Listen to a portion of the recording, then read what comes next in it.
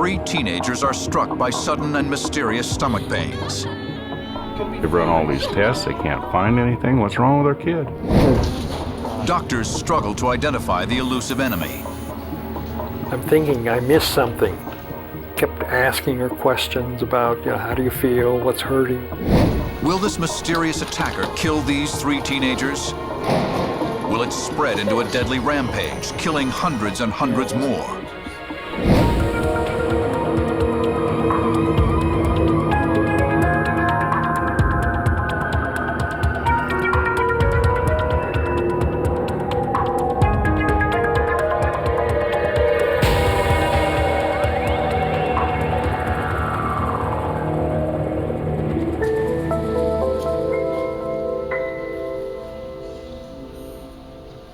Orofino, Idaho, September 18, 1994. Teenager Jen Thompson is up early to get ready for the day. But little does she know that today will prove to be very, very different. A day she may not survive. Suddenly, she doubles over with searing pains in her stomach. Oh, I just instantly was like, whoa. I'm not feeling good. I mean, it was just having the worst stomach cramps you can possibly imagine. I mean, it was awful. Soon, Jen also begins to suffer from nausea and diarrhea. And then she ran a fever and just didn't feel well. And I thought, well, maybe she has the flu. What is causing this violent attack? And why did it come on so fast?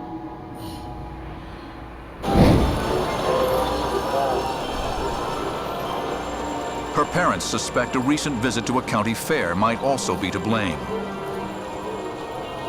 We had thought maybe she ate something that didn't agree with her. Kids eat cotton candy and caramel apples, and you don't know where these things have been. The county fair lasted 4 days, and like a lot of small-town kids, Jen took advantage of having something different to do. The fair is usually from Thursday afternoon through Sunday afternoon, and I went every day. Kids would get sick. That whole week going back to school from the fair, people were sick. I mean, you're just out that much. So I attribute it to going to the fair. Have you talked to Jennifer yet this morning? And so do her parents. They decide to keep her home from school for a few days to recuperate. Jen hasn't been eating much, so her parents try to tempt her with one of her favorite foods, ice cream. I do not feel good. I know you don't. Listen, your daddy's gonna be here. But Jen can barely eat a thing when the attacks of diarrhea and stomach pain get worse. I hurt so bad I didn't want to eat. So I just laid around or I walked, whatever I could do to try to make the pain better, and just nothing helped. Her worried father knows it's time to see a doctor. The doctor examines Jen, but he can find nothing to explain her mysterious pains. Couple days at least. Unlike her parents, he doesn't think the food from the fair is the cause. He suspects her monthly cycle is to blame. A young lady of this age, you'd think about ovarian pain, ovulation. She just had 2 prior menses, and it was approximately the right time for her to ovulate again. So ovulation certainly is a possibility, but she'd had several days of pain, and so that didn't make sense. Dr. Bishop tells Dennis there's not much he can do for Jen. Dennis should simply keep an eye on her in case she gets worse. Because the doctor doesn't seem worried, Sherry keeps a plan to visit her other daughter in another town. Hold on. But that night, Dennis wakes up to Jen's screams. My stomach! All right, let me feel your forehead. Just says, Daddy, it hurts, it hurts, it hurts. And it's just extreme pain. And then it would subside some, and then it'd come back. How bad? Is it real bad? I couldn't lay, I couldn't stand. The diarrhea was getting worse. The fever was getting worse. My dad called up to the hospital, into their emergency room, and just said, you know, we've got to do something. What do we do? Please. That's all right. Hold on. I need to speak to the attending. The ER pages Dr. Bishop, who is alarmed to hear of Jen's continuing stomach pain. Has gotten extreme. Does she have appendicitis, which is an acute emergency that would need surgery? And we wanted them to come in. It's all right. Just hold on. Where does it hurt? At the mention of surgery, Jen balks. She is terrified of being cut open. All right. You know, I was scared. I'd never went through that before. And, you know, with my mom not being there, I didn't want to go through it. Dennis calls Sherry, and she rushes home. Jen? Oh, hey. Oh, baby. What's happening? When I got back and took a look at Jenny, my feeling was, you know, there's more going on. Something just isn't right. And I didn't know, I even thought of her appendix at that point. What's been going on? She was real red in the face. Has she been like this long? Looks a lot worse. She looked like she'd been sweating a lot. And just real quiet. None of it's been good. Panicked, Sherry contacts a different doctor. Yeah, my daughter is. I was told that she was experiencing abdominal pain and that it was quite severe, and she was quite frightened. Yes. From Sherry's description over the phone, it sounds very much like an acute appendicitis. Let me get her. I got you. I got you. Dr. Mazar urges them to get Jen to the hospital immediately. It's all right.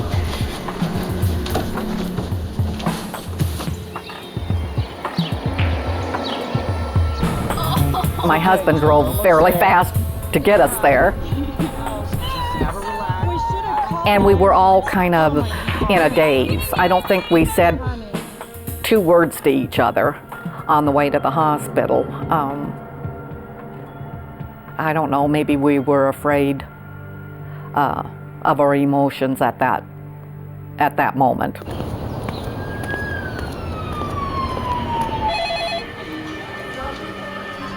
By the time they reach the emergency room, Jen is drenched in sweat and barely coherent.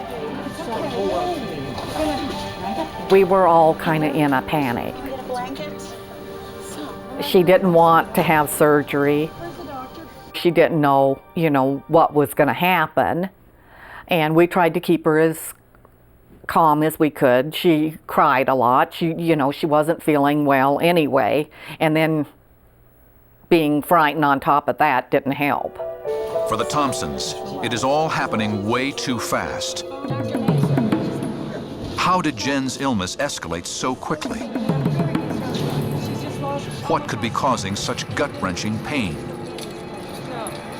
For Sherry, the questions are overwhelming. Is this really serious? Is it life-threatening? As doctors race to diagnose Jen Thompson, 30 miles away in rural, isolated Craigmont, Idaho, teenager Amber Hasenerl is suddenly hit with mysterious pains. I got cramps in my stomach and I was starting to sweat and shake really bad and my head hurt. Are you okay? Her mom, Patty, a cafeteria worker, notices that Amber is sick. Maybe you should go home. She tells her she should go home if she doesn't feel better soon. Although she's feeling queasy, Amber makes it to her basketball game later that day. But just as she's suiting up, sharp pains grip her stomach, followed by intense nausea.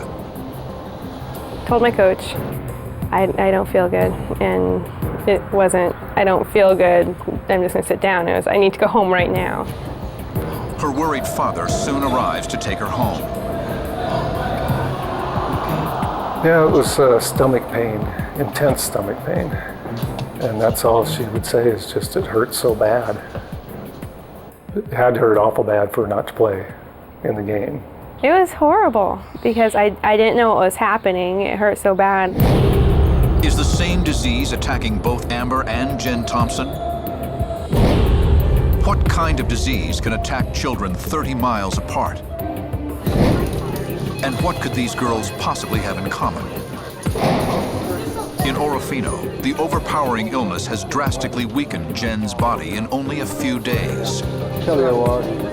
Will Amber suffer the same frightening fate? And can doctors come up with the needed answers to protect patients and even themselves from such a treacherous contagion?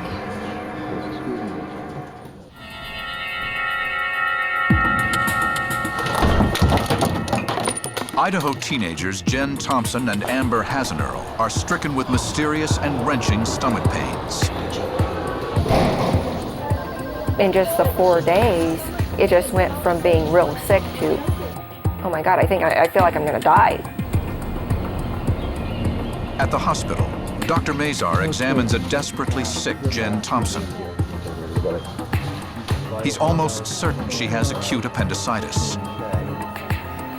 She did have tenderness right over the appendix. She also told me about the diarrhea, and I ascribed the diarrhea to the appendicitis. If Jen's appendix is swollen, Dr. Mazar needs to move fast to remove it before it ruptures. But he's also worried by Jen's white blood cell count. There must be a terrible infection in there because the white count is going down instead of up, and this means that the infection is so terrible or so far advanced that the body is using up white cells faster than it can manufacture them. 30 miles away in rural, isolated Craigmont, far from the nearest doctor, Amber Hasenerl is getting sicker and sicker. Amber was losing weight noticeably.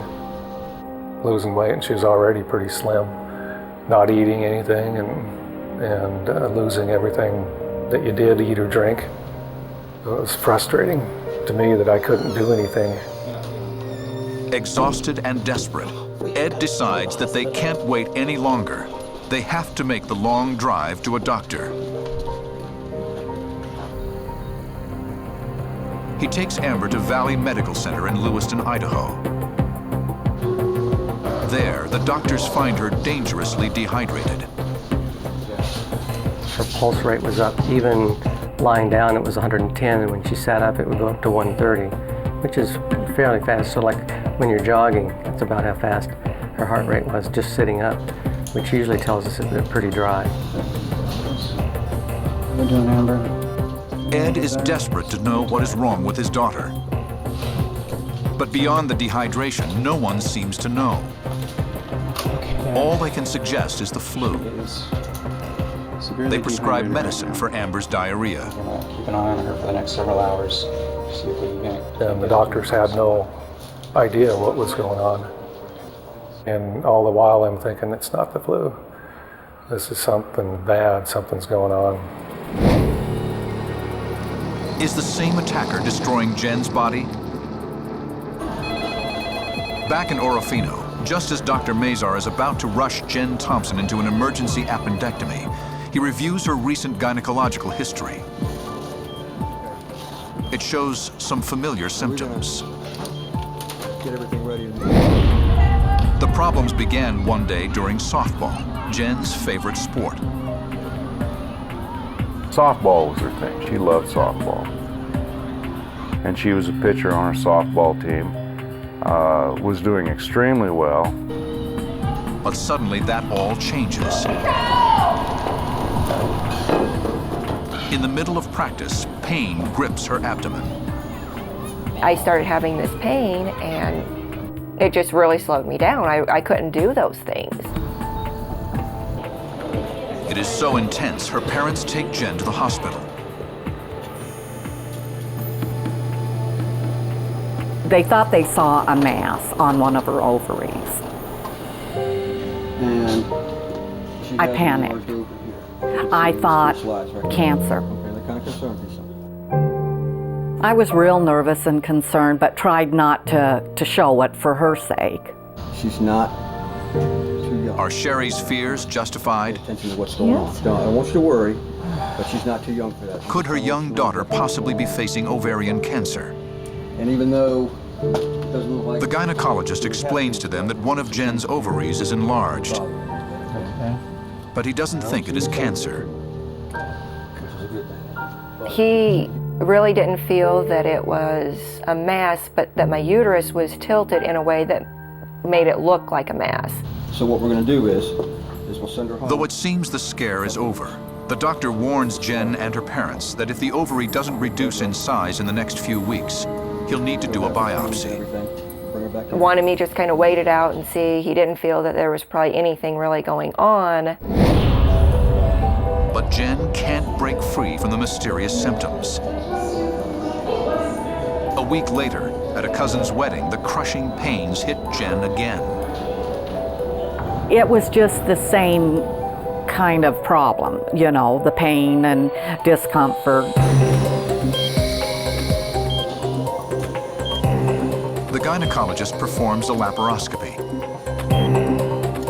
A fiber optic scope inserted in Jen's abdomen shows the enlarged ovary to be 3 times the normal size. He noticed that there were several small cysts on both ovaries, but that overall everything looked healthy. Did a biopsy and that came back okay. Dr. Mazar is baffled. Is Jen's new pain actually appendicitis, or is it just a symptom of her old problems? If so, why has the pain gotten so horribly worse? While Jen's doctors battle the mysterious symptoms attacking their young patient, 1,000 miles away in rural Minnesota, a strange disease descends on more unsuspecting children. 2 teenage girls are struck with puzzling symptoms. Patients were coming in with severe diarrhea, stomach cramping, pretty significant abdominal cramping, but, you know, of course, they're just concerned, what's wrong with me? Is this the same illness attacking Jen Thompson and Amber Hasenerl? Yes, hello? Is it targeting teenage girls? In Orofino, Idaho, Dr. Mazar wrestles with his dilemma. Is Jennifer's enlarged ovary really the problem? Or is it her appendix? They're both in the same area of her abdomen. And appendicitis can be difficult to diagnose. We tend to overlook it, and it can be a mild abdominal pain. And there are some people that come in and they have no pain. They just don't feel well. They may have a little fever, and you won't find the pain until you examine the abdomen. Dr. Mazar has to make a decision.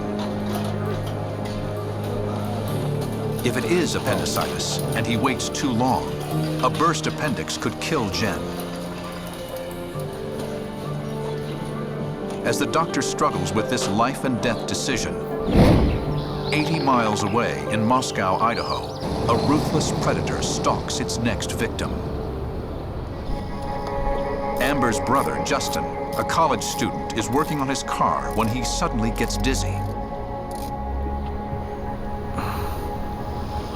Searing pains clench his stomach.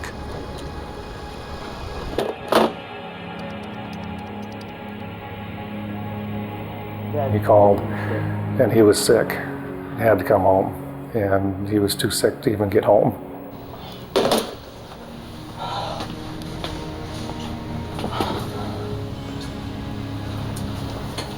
My dad went and picked him up from school and brought him home, and you could tell right then we had the same thing. You know, we're both laying in bed, can't move. One thing is now clear. This cruel illness attacks both male and female victims.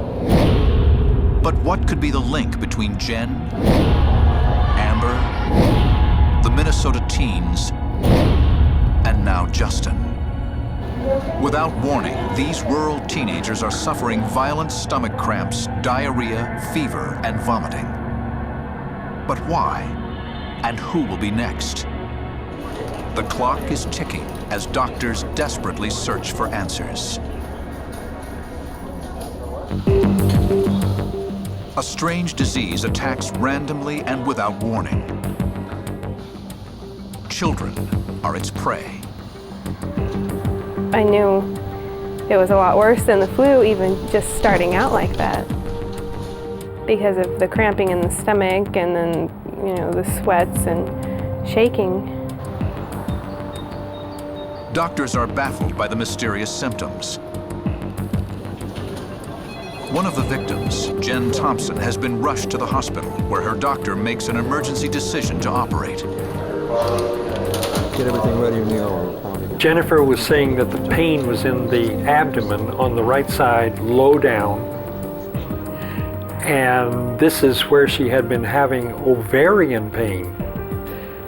And so when I questioned her, she pointed a little higher up. I'm thinking that she has changed, this is something new, we need to listen to her, and it is probably appendicitis. Let's go.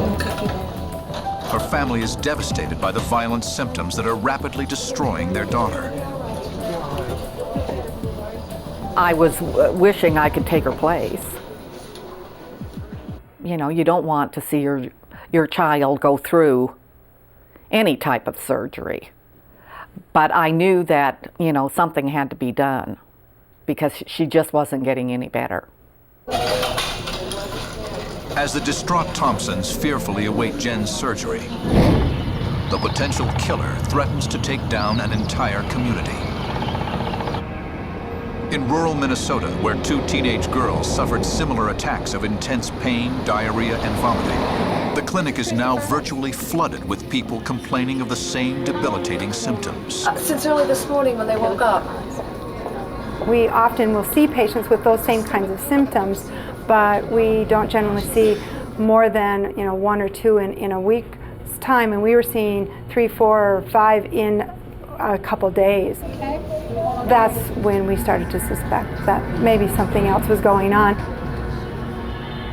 We contacted the Olmsted County Public Health Department and the Minnesota Department of Health immediately. And then we send cultures and they do an investigation. Back in Idaho, Dr. Mazar is confused by what he finds during Jen's surgery. Her right ovary, the source of her earlier problems, is now grossly enlarged. I'm just worrying about, is the ovary swelling for some reason and causing all of this pain? Dr. Mazar biopsies the ovary. Then, as he proceeds with the appendectomy, he also discovers something else, something totally perplexing. Jen's appendix looks normal, but an infection has invaded the area around the organ. What kind of disease could be causing this newest complication? Jen's parents wait anxiously for Dr. Mazar to come out of surgery. Nothing to do in a hospital except sit there and worry about your kid. It just mentally drains you. I mean, we were so exhausted through this thing because you do nothing and you're just exhausted from the worry and the upset and wondering what's going to happen next. And Dr. Mazar's report only adds to the confusion and anxiety. He says, I'm completely baffled.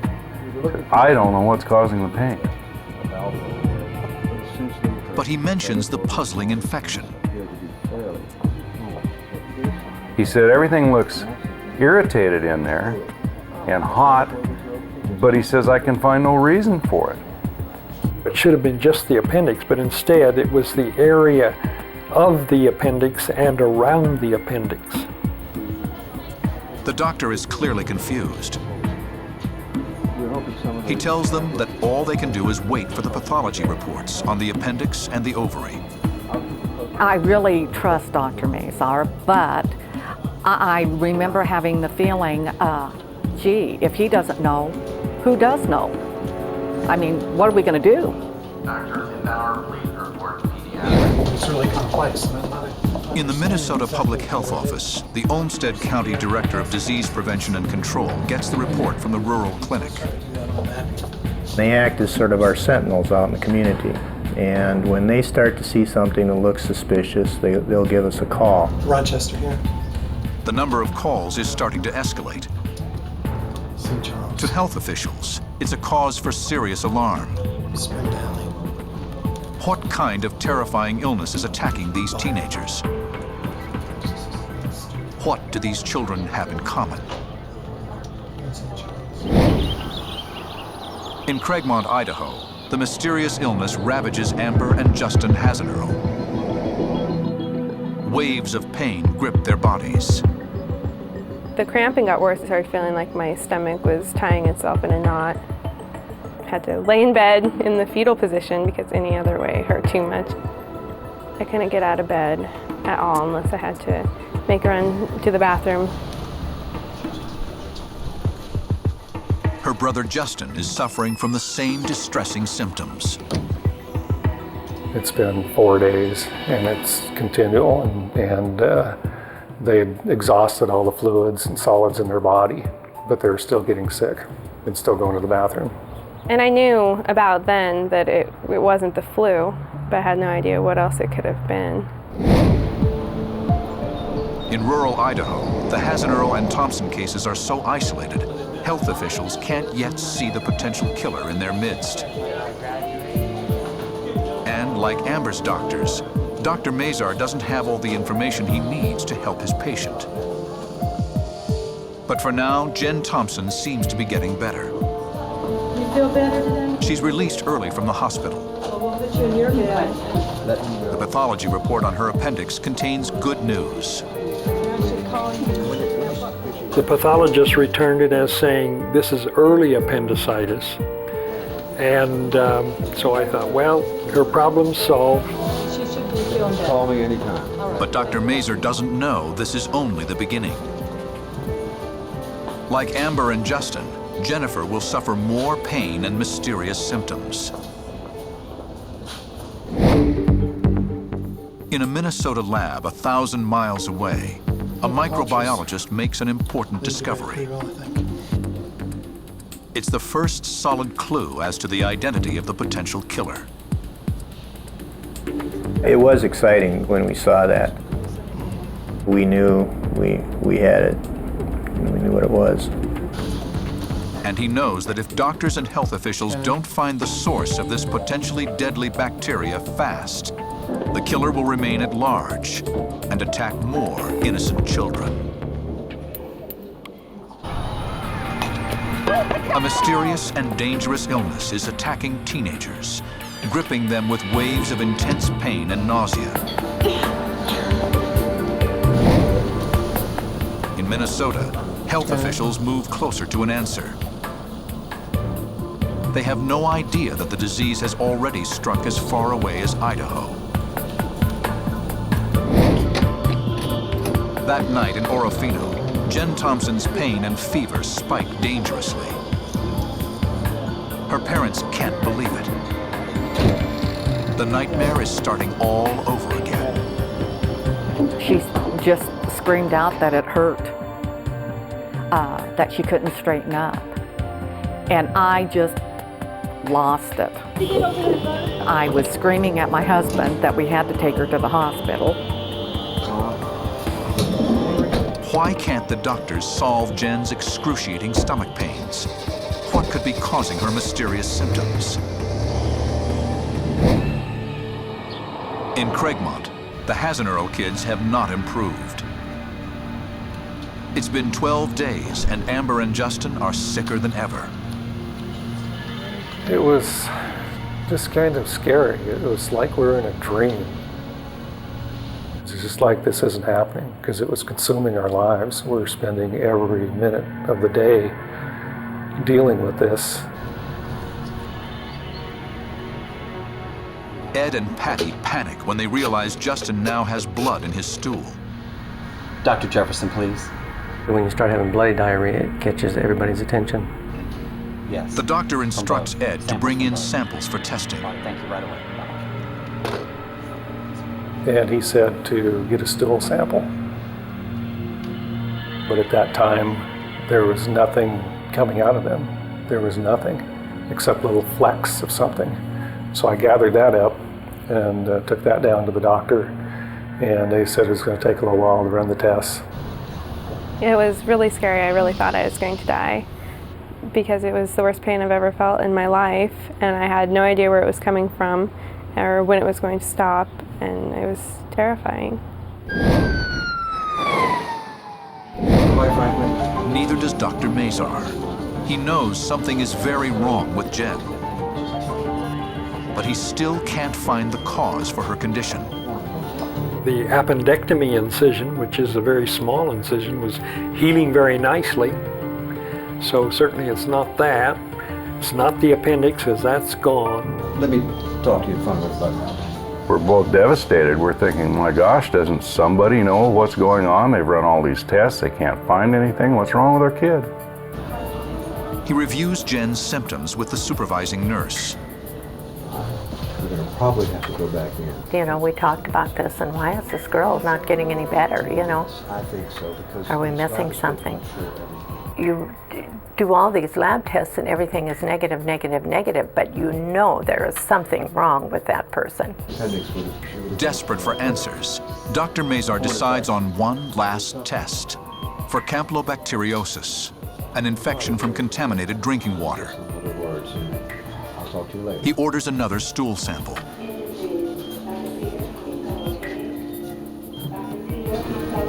I'm in so much pain, nobody knows what's going on.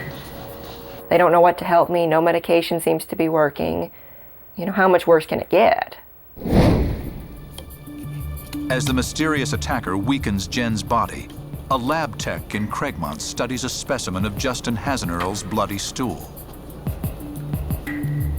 He makes a startling discovery.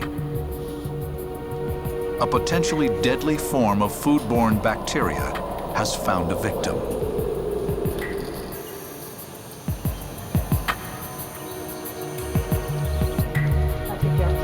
The technician contacts Dr. Jefferson. If we hadn't done the culture, we probably would have just assumed that this was a viral gastroenteritis that they picked up at home. Back in Orofino, the invisible attacker is quickly destroying Jen Thompson's body. Her pain is more than she can bear. I mean, I've never experienced that kind of pain, ever. And it's just a nightmare to think about. The most frustrating thing that I had to face was that I didn't know why she was still hurting. Dr. Mazar makes a final review of Jen Thompson's medical records.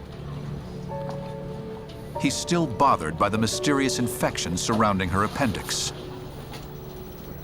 The white blood cell count usually increases when there's an infection, and particularly in a teenager, because they react very swiftly to combat the infection. But Jen's white cell count is doing just the opposite. It's dropping. What powerful enemy is Jen's body trying to fight? My biggest worry then was that perhaps I had missed something with the ovaries. Perhaps I had missed something in the lymph nodes. Running out of time, the doctor plays his final card, exploratory surgery. The idea terrifies Jennifer. Well, she didn't like the idea at all. She'd already had laparoscopy, which is a small operation, but it hurts. And then within the month, she had an appendectomy. And here I am within a few days saying, you know, maybe we're going to have to look again. They were still thinking that the ovary is causing a lot of the pain, just because of the size that it was. The second surgery that was going to be done by Dr. Mazar was going to be to take that ovary out. The idea of Jen losing her ovary devastates Sherry. I am just out of my mind, really. I feel weak, scared, sick to my stomach. Jen and her parents have no idea that 2 floors away, in the basement of the hospital, a lab technician is about to find a crucial clue to Jen's torment. A strange discoloration has grown in one of Jen's cultures. The technician immediately calls Dr. Mazar. After weeks of pain and confusion, could this small stain contain the secret to Jen's mysterious and horrifying illness? Then I knew why she had the diarrhea. I knew why she had the pain. I knew why there was that odd-looking inflammation inside the abdomen. The hunt for an answer is also on in Minnesota. Escalating reports of severe stomach pain and diarrhea send health officials door to door visiting the victims. It's become a full-blown investigation. Anytime I get a cluster of cases, we are always concerned there might be an outbreak of illness. Our job is to determine, are these cases related in any way? They would appear to be, but we had to find out for sure, and that meant calling each of them and getting information about when their disease started, how long they'd been ill, trying to connect the dots, so to speak. In Idaho, just as Jen Thompson is being prepped again for the OR, her anxious parents get an urgent message.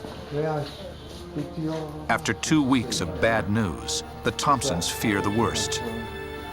I can just feel the blood draining out of my face, and I just feel super weak. And he said, I think we found what's wrong with Jenny. Usually these things happen. And he said, salmonella. We didn't even know what salmonella was. That was one of those diseases you'd heard of, but you had no idea in the world what caused it, what it did to you. Salmonella is a potentially deadly form of food poisoning characterized by a sudden onset of abdominal pain, diarrhea, fever, and vomiting. It can be lethal in the very young and the elderly. Normally, salmonella poisoning occurs in clusters. More than one person becomes ill.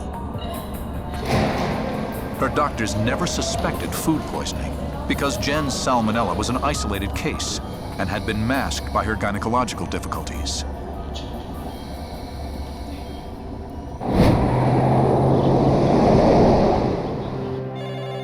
As doctors release Jen Thompson from the hospital, Ed Hasenerl finally learns the mystery of his children's illness. And they called us and told us it was salmonella. It was a relief to find out what it was, that it was something, not just a mystery thing that came and just disrupted our lives so much. The doctor explains that there's not much they can do for Amber and Justin. With rest and antibiotics, they should recover. Basically, we just wait it out until it gets out of our system and we'll be fine. So that was a big relief. But in Minnesota, the number of salmonella cases is escalating daily. And doctors have little time to find the cause of the outbreak before it attacks more people. If you're not able to find a source, if there's something out there that's continually, producing cases and you can't find it, eventually you're going to get somebody that's going to get really sick or somebody may die. Oh, Dad! Will Jen Thompson be the first to die? I'm sorry, it's okay. Just as she seems to be getting better, her father rushes her back to the hospital.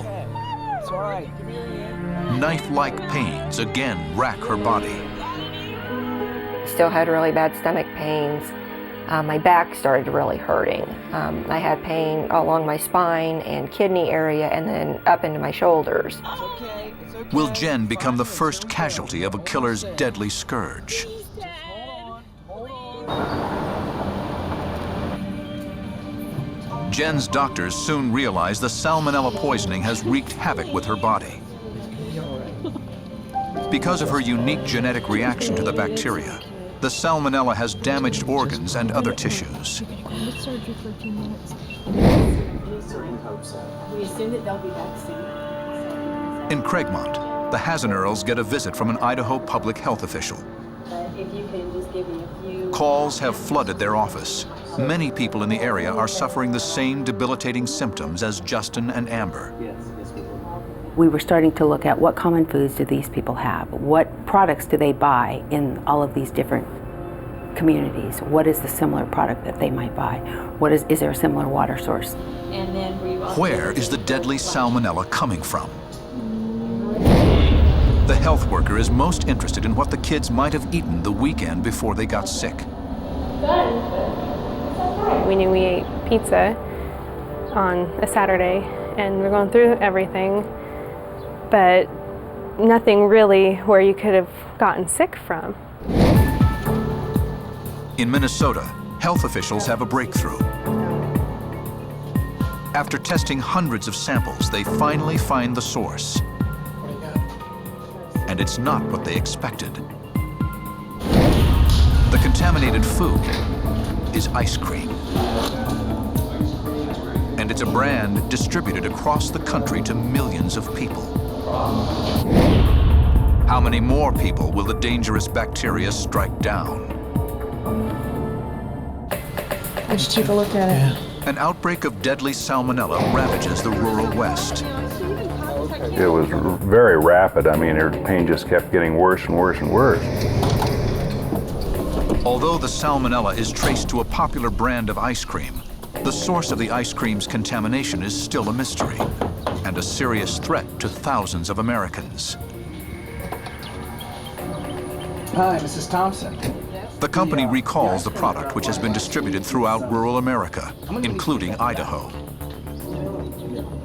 That's when the Thompsons finally learn the cause of Jen's misery. We need to get it back. They had stopped at a neighbor and told them that they had salmonella poisoning in their ice cream. And the friend said, well, you better go to the Thompsons. People remembered the brand because they had it delivered to their door. Their trucks went everywhere. I mean, especially in the rural areas, you'd see their trucks all over. Yeah, let me know. Thank you. But how and where is the ice cream getting contaminated? Yeah, it's that pipe. Public health officials descend on the ice cream manufacturing plant, looking for the source of the contamination. It's a major task to try to be able to isolate where this contamination could have occurred. I mean, this is a huge processing plant, and the equipment is, I mean, you have miles of stainless steel piping and valves and gaskets. The extensive search produces nothing. The source of the contamination remains a frustrating mystery and a potentially deadly one. This company distributed product across 48 states. There's a real likelihood that there's going to be other people becoming ill unless we can identify where the contamination is. Health inspectors race the clock to halt a potential epidemic. They expand their investigation from the ice cream manufacturing plant to the transportation system.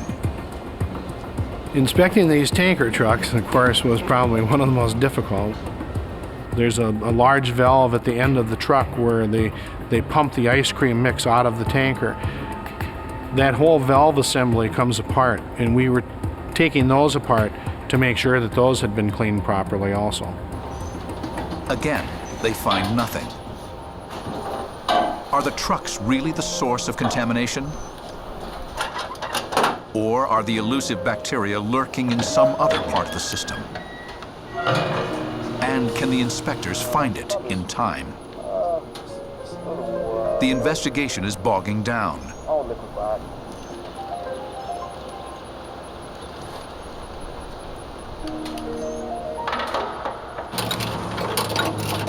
A concerned trucker nervously makes an anonymous call. He gives the investigators an important tip about the company hauling the ice cream premix. This trucking company that is hauling the ice cream mix recently got an additional contract to haul unpasteurized liquid eggs. Unpasteurized eggs are a prime source of salmonella. It's the lead they've been waiting for. There is a real potential for cross-contamination, depending on how that tanker was cleaned. One of the things that the industry, the dairy industry, does is when they clean out a tanker truck, they're using chemicals that are designed for cleaning dairy products. They're not using chemicals that are designed to eliminate egg proteins. The investigation narrows down to one tanker, number 197. The records show that it had carried contaminated eggs. After the eggs were unloaded, the tanker truck may have been rinsed.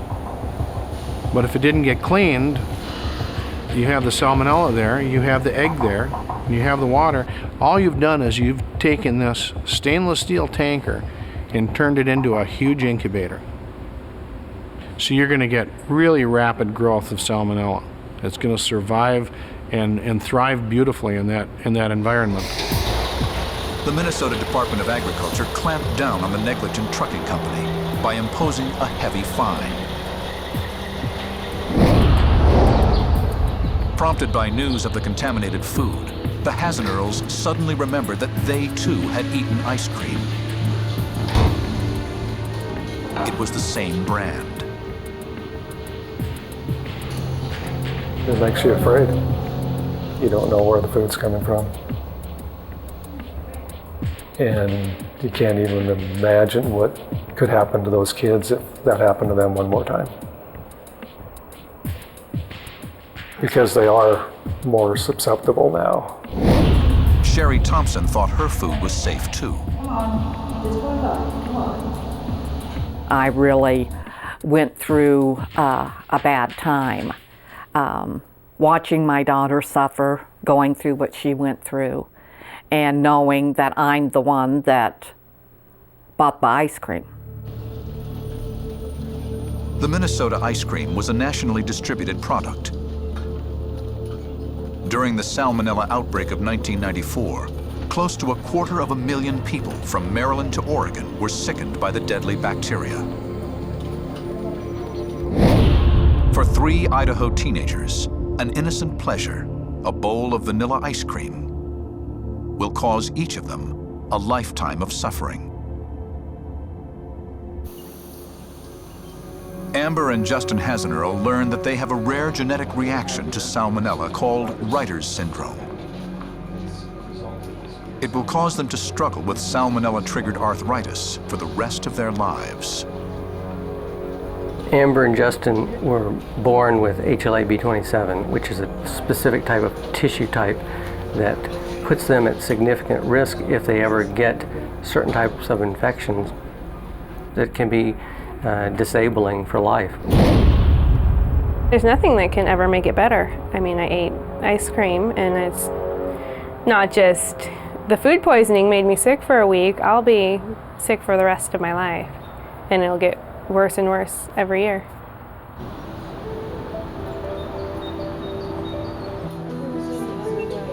Jen Thompson endures several more surgeries and learns that she also has Reiter's syndrome.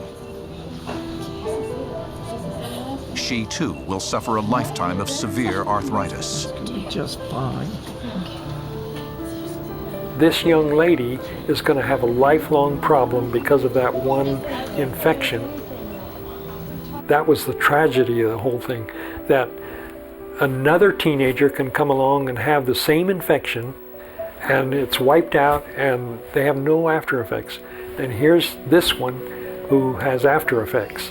To this day, almost 10 years later, there isn't a day that I'm not in pain. And it's hard.